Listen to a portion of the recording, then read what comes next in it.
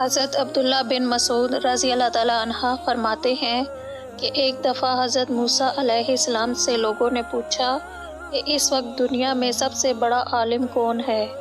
موسیٰ علیہ السلام نے فرمایا میں، لیکن اللہ تعالیٰ کو یہ انداز پسند نہ آیا۔ بات تو صحیح تھی مگر اللہ کی طرف پھیرنا چاہیے تھا، تو اللہ تعالیٰ نے تنبیہ دی اور فرمایا موسیٰ کچھ علوم دوسروں کو دیے ہیں جو آپ کو نہیں دیے۔ ایک ایسا میرا بندہ موجود ہے جو میری طرف سے رحمت اور علم خصوصی سے نوازا گیا ہے۔ اللہ تعالیٰ نے موسیٰ علیہ السلام کو اس بندے کی نشانیاں بتائیں۔ حضرت موسیٰ علیہ السلام اپنے خادم اور شاگرد یوشع بن نون کے ساتھ عزم مصمم کے ساتھ اس اللہ کے بندے کی تلاش کے لیے نکلے اور ساتھ ایک بھنی ہوئی مچھلی لے گئے۔ جب سفر کے دوران بری طرح تھک گئے تو موسیٰ علیہ السلام نے یوشع بن نون سے کھانا مانگا۔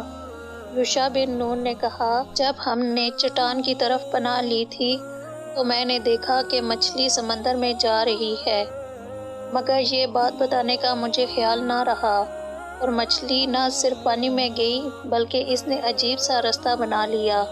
موسیٰ علیہ السلام نے فرمایا یہی وہ جگہ تھی جہاں ہم کو پہنچنا تھا۔ پھر دونوں اپنے قدموں پر پلٹے اور حضرت خضر علیہ السلام کو تلاش کر لیا۔ حضرت موسیٰ علیہ السلام نے فرمایا میں آپ کی خدمت میں اس لیے آیا ہوں کہ اللہ نے آپ کو خصوصی علم عطا کیے ہیں، میں ان کو سیکھنے کی غرض سے آپ کی چوکھٹ پہ آیا ہوں۔ خضر علیہ السلام نے فرمایا تم میرے ساتھ صبر نہیں کر پاؤ گے، معاملے مشکل ہیں، سفر دشوار ہے، منزل کٹھن ہے اور میرے معاملات ایسے ہیں کہ تم اعتراض کرو گے، اس کے بغیر تم رہ نہیں سکتے۔ خضر علیہ السلام کو معلوم تھا کہ موسیٰ علیہ السلام کے پاس شریعت کا علم ہے اور یہ کوئی بھی غلط کام دیکھ کر برداشت نہیں کریں گے۔ حضرت موسیٰ علیہ السلام نے کہا اگر اللہ نے چاہا تو آپ دیکھیں گے میں صبر کروں گا اور آپ کے کسی حکم کی کسی کام کی میں نافرمانی نہیں کروں گا، کسی کام کا انکار نہیں کروں گا۔ حضرت خضر علیہ السلام نے فرمایا اچھا شرط یہ ہے کہ جو میں کروں اس پر تم اعتراض نہیں کرو گے، سوال نہیں کرو گے، یہاں تک کہ میں خود ہی نہ بتاؤں۔ تو موسیٰ علیہ السلام نے کہا کہ یہ شرط ٹھہری، میں کوئی بات نہیں کروں گا۔ دونوں چل پڑے۔ دریا کے پار جانا تھا۔ جو کشتی کا مالک تھا وہ حضرت خضر علیہ السلام کو جانتا تھا، لیکن جب کشتی پر سوار ہوئے تو عصا مار کے حضرت خضر علیہ السلام نے کشتی کا ایک پھٹا توڑ دیا۔ تو بے ساختہ حضرت موسیٰ علیہ السلام نے کہا آپ نے پھٹا توڑ دیا، یہ سارے ڈوب جائیں گے۔ حضرت خضر علیہ السلام نے کہا میں نے کہا تھا نا تم میرے کاموں پہ صبر نہیں کر پاؤ گے۔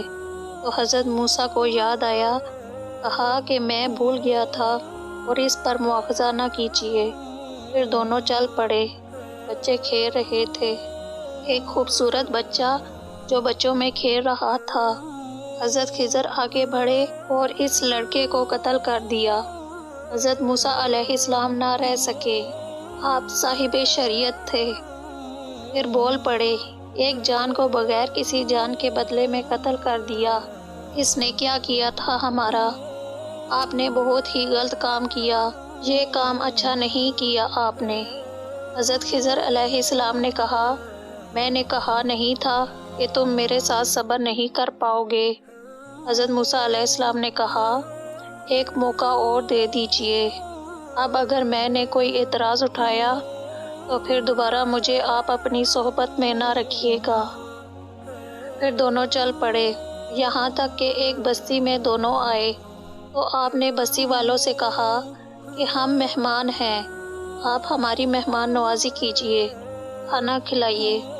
انہوں نے انکار کر دیا، کہا کہ ہم نے تو آپ کو نہیں بلایا تھا، آپ خود آئے ہیں، آپ اپنے کھانے کا خود انتظام کیجیے۔ دونوں چل پڑے۔ ایک گلی سے گزر رہے تھے تو دیکھا ایک دیوار گرنا چاہ رہی تھی، تو جلدی سے اس دیوار کو مرمت کر دیا۔ حضرت موسیٰ علیہ السلام نے کہا حضرت ہم اگر چاہتے تو اس پہ اجرت لے سکتے تھے، انہوں نے ہمیں کھانا تک نہیں دیا۔ اور ہم ان کی دیواریں سیدھی کر رہے ہیں۔ حضرت خضر علیہ السلام نے کہا، اب تمہاری میری جدائی ہو گئی، تم نے یہ بھی اعتراض کر دیا۔ تو انہیں یاد آیا کہ اوہو، یہ بھی اعتراض ہو گیا۔ حضرت خضر علیہ السلام نے فرمایا، اب میں تمہیں بتاتا ہوں کہ یہ 3 کام میں نے کیوں کیے۔ وہ پہلی بات کشتی والی سنو۔ یہ 2 مسکین بچوں کی کشتی تھی۔ ان کے گھر کا چولہا اس کی کمائی سے جلتا تھا۔ دریا کے کنارے کنارے ایک ظالم بادشاہ آ رہا تھا جو لوگوں کی کشتیاں چھین رہا تھا۔ ہم نے تھوڑا سا عیب لگا دیا، وہ ٹوٹی کشتی چھوڑ کر چلا گیا۔ اب وہ تھوڑے سے پیسے لگا کر کشتی مرمت کرا لیں گے، گھر کا چولہا جلتا رہے گا۔ بتاؤ اچھا کیا یا برا کیا؟ رہی بات اس بچے کی جس کو ہم نے قتل کیا، اس کے ماں باپ مومن تھے، نیک تھے۔ بچے نے بڑا ہو کے بہت برا ہونا تھا، ہم نے اس کو قتل کر دیا۔ اللہ اس کے بدلے ان کو بہتر اولاد دے گا۔ علماء تفسیر نے لکھا ہے، اس بچے کے بدلے میں اللہ نے ان والدین کو ایک بیٹی عطا کی جس کی نسل سے 70 نبی پیدا ہوئے۔ دیوار کی کہانی بھی سن لیجئے۔ یہ شہر کے 2 یتیم بچوں کی دیوار تھی اور اس کے نیچے ان کا خزانہ تھا، اور ان کا باپ بڑا نیک تھا۔ خزانہ دیوار کے نیچے ہے، دیوار گرنا چاہ رہی ہے، کسی معمولی دھکے سے گر جاتی۔ 2 ہی صورتیں تھیں، یا وہ بچے خود اپنا خزانہ اٹھا لیتے یا لوگ اٹھا کے لے جاتے۔ لوگ اٹھا کے لے جاتے، پھر بھی ہاتھ میں کچھ نہ آنا تھا، اور اگر وہ خود اٹھا لیتے تو بچے ہیں، بچپنے کی وجہ سے وہ اس کو اڑا دیتے۔ تو ہم نے اس دیوار کی مرمت کر دی، اور جب وہ اس عمر کو پہنچ جائیں گے جس عمر میں وہ اس خزانے کو سنبھال سکیں گے، تو پھر دیوار خود بخود گر جائے گی اور یہ خزانہ نکال کر کے اپنے کام پہ لے آئیں گے۔ اور یہ سارے کام میں نے اپنی مرضی سے نہیں بلکہ اللہ تعالیٰ کے حکم سے کیے ہیں۔ موسیٰ علیہ السلام نے پہلے سوال پر تعجب کیا، دوسرے پہ اعتراض کیا، اور پھر تیسرے پر مشورہ دیا۔ نبی صلی اللہ علیہ وآلہ وسلم نے فرمایا، اگر موسیٰ صبر سے کام لیتے تو خضر علیہ السلام کے بارے میں مزید پتہ چل سکتا تھا۔ حضرت خضر علیہ السلام کے پاس غیب کا علم اور طاقتیں نہ تھیں، سب اختیارات اللہ تعالیٰ کے پاس تھے۔ اللہ کی طرف سے ہدایات تھیں جو حضرت خضر علیہ السلام نے ادا کر دیں۔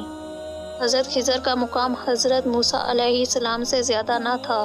حضرت موسیٰ علیہ السلام 5 بڑے رسولوں میں سے تھے۔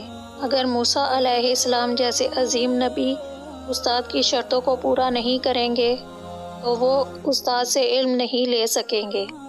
علم چاہے جس سے بھی سیکھنا ہے، اس کی قدر کرنی پڑے گی، اور اللہ تعالیٰ کا کوئی فیصلہ حکمت سے خالی نہیں ہوتا۔ بظاہر تو کچھ فیصلے ہماری مرضی کے مطابق نہیں ہوتے، لیکن اللہ کی طرف سے اس میں بھلائی ہوتی ہے جو صرف اللہ رب العزت کو معلوم ہوتا ہے۔